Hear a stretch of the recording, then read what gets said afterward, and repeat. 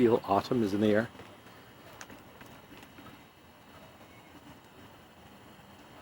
It's very much autumn.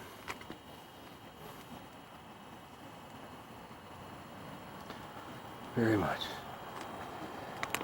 Let's visit Curt, shall we?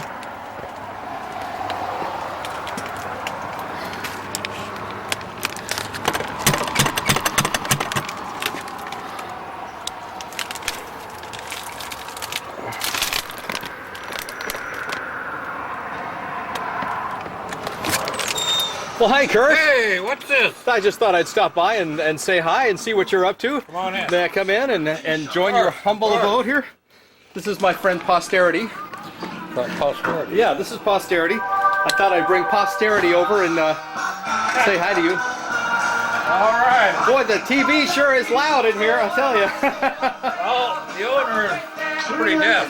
Oh, is that right? I see. The proprietor of this establishment, huh? I'll tell you how we You can can really fall in love with. I'm not really paying that Berry much Burst Cheerios in both strawberry. Oh, you just light. turn it down, The huh? funny man with a love of Yeah, laughter. turn it all Now down. his widow Amy talks Probably to should turn Diane it all Sawyer down. about losing her wildly fun. Do you have a mute button? A what? Mute. M-U-T-E. Oh, probably. Anyway, Curt, I'm an amateur. I've always wanted to be a filmmaker, and I'm an amateur documentarian. So you want a kind of a shot of a worthless bachelor here. Yeah, well, hey, Sitting in I your- film worthless bachelors all the time. That's me.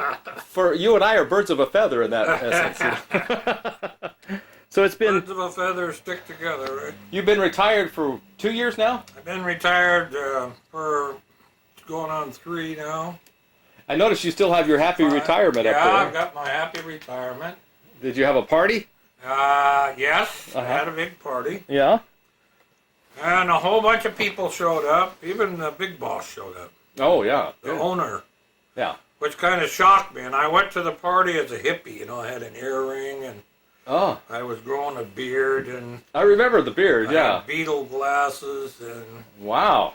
I was just playing the role of the retired useless bum. You know, So you were showing everybody everybody. else was wearing a suit. You know. I remember that you were showing everyone what a transformed person you were going to become in retirement. Yeah. You know, where you were. I even brought your thing to the retirement party. Your Caricature? drawing of me, the before and after shot, you know. What before? You did a free caricature sketch of me, Yeah. the before, With your suit and and tie. then you said, this is how you're going to look after. So you tried to make me kind of debonair, and you gave me a pipe, I think it was. Uh-huh. And you had a mustache, and I don't know. Other stuff. You look sophisticated. So, Yeah. All right. so anyway, yeah, I had Good. fun. Fantastic. Fantastic. And, so I showed them all what you drew, the whole group. So Yeah. I gave you some publicity. Excellent. Excellent. Wow. Hey, listen. 2 things I want to ask you. I can't stay too long, but we've been having some interesting conversations about some things lately. If I'm not being too indulgent, Go ahead. I just published my first book here, and tell me your thoughts about it. Give me a little review. What are your Okay. favorite scenes? What confused you? What, I was kind of taken back with the fact that the life of a caricature artist is very sordid. Living on the road, sleeping in your van, having things blown over, people being insulted by various caricatures that you do, like nudity, and you make a woman with big busts, and somebody that's a churchgoer is insulted by that. right, Some right. think that you made them ugly, so you get mad and everything, they won't pay you, and then you travel all over the country, you have a romance, but you really can't afford to get married because it's inconvenient for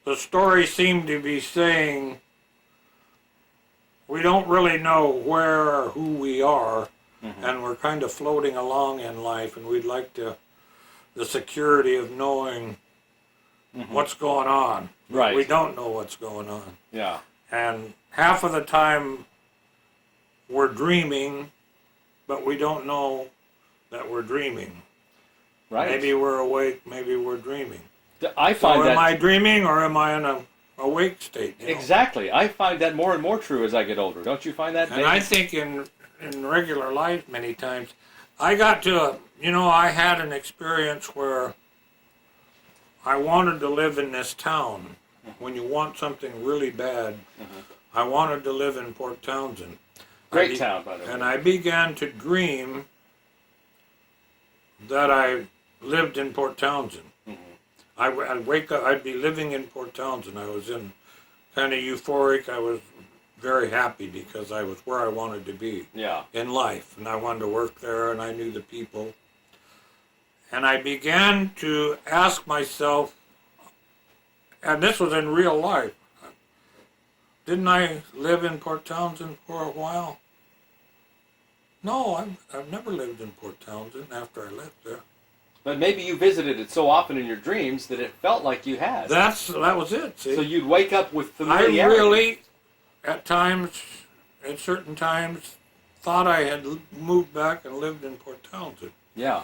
And so your mind, depending on, I think, how badly you want something, or how much you dwell on something, your mind begins to play tricks on you, I think, to a degree. So that's kind of a state where you're in a state of dreaming or imagining or whatever you want to call it.